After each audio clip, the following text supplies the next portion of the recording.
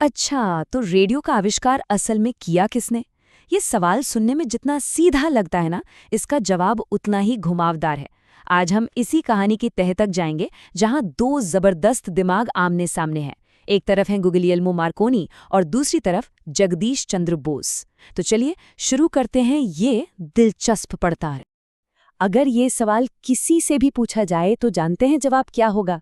ज्यादातर लोगों के दिमाग में और स्कूल की किताबों में भी एक ही नाम आता है ना? जी हाँ, गुग्लियल्मो मार्कोनी। ज़्यादातर लोगों के लिए रेडियो का मतलब यही नाम है। और सच कहूँ तो इसमें कोई शक भी नहीं कि उनका योगदान बहुत बहुत बड़ा था। पर रुकिए, यहीं पर कहानी एक बहुत ही दिलचस्प मोड़ लेती है, क्योंकि जब हम थोड़ा और गहराई में जाते हैं तो एक और नाम सामने आता है। एक ऐसा नाम जिनका काम इस पूरी टेक्नोलॉजी की असल बुनियाद था। तो चलिए पहले बात करते हैं मार्कोनी की। वो सिर्फ एक कमाल के आविष्कारक ही नहीं थे, बल्कि एक बहुत ही चतुर बिजनेसमैन भी थे। उन्होंने वायरलेस टेक्नोलॉजी में छिपी ताकत को पहचान लिया और उसे पूरी दुनिया के सामने लाने की ठान ली। जरा उनके सफर पे नजर डालिए। 1896 में उन्होंने वायरलेस टेलीग्राफी का पेटेंट करा लिया। मतलब उन्होंने इस आइडिया को कानूनी तौर पर अपना बना लिया।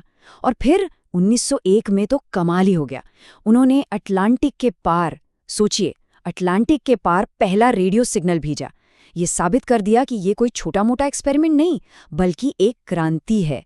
और इसी कामयाबी ने उन्हें 1909 में नोबेल पुरस्कार भी दिलाया। और अब आते हैं कहानी के दूसरे और शायद सबसे अहम किरदार पर।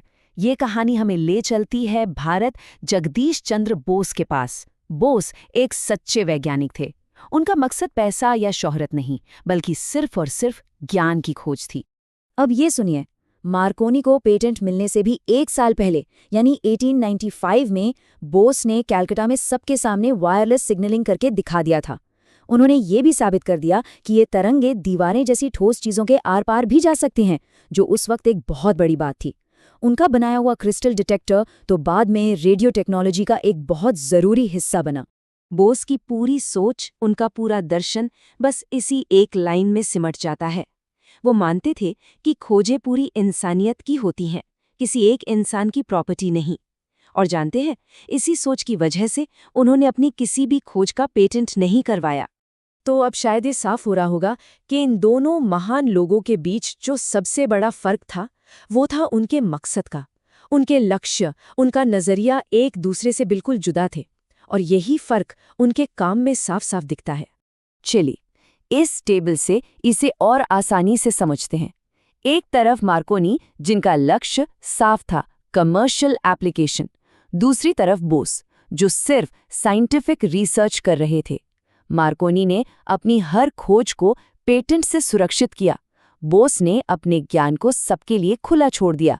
नतीजा, मार्कोनी को दुनिया ने नोबेल प्राइज से नवाजा और बोस का नाम कहीं इतिहास के पन्नों में दब सा गया। तो पूरी कहानी को अगर दो हिस्सों में बांटना हो तो वो ये हैं: बोस यानी कि वैज्ञानिक खोज, नए सिद्धांतों को समझना, और मार्कोनी यानी कि व्यावसायिक नवाचार, उस खोज को लेकर एक ऐसी चीज बनाना जो दुनिया इस्तेमाल कर सके। दोनों ही अपनी अपनी जगह बेहद जरूरी थे, पर उनके रास्ते एकदम अलग थे। तो फिर इस पूरी कहानी का मतलब क्या निकाले? क्या ये किसी एक की जीत और दूसरे की हार है, या फिर मामला कुछ और ही है? सच तो ये है कि ये कहानी जीत हार की है ही नहीं, ये एक साझा विरासत की कहानी है। मार्कोनी ने वो इमारत बनाई जिसे हम रेडियो इंडस्ट्री कहते हैं, एक ऐसी इंडस्ट्री जिसने पूरी दुनिया को जोड़ दिया। लेकिन उस इमारत की नींव, वो मजबूत नींव, जगदीश चंद्र बोस जैसे वैज्ञानिकों ने रखी थी, उन सिद्धांतों को खोजकर जिनके बिना वो इमारत कभी खड़ी नहीं हो सकती थी।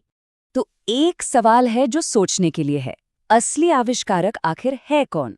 वो जो नींव का पहला पत्थर रखता है, या वो जो उस नींव पर एक शानदार इमारत खड़ी कर देता है? इस पर सोचिएगा जरूर।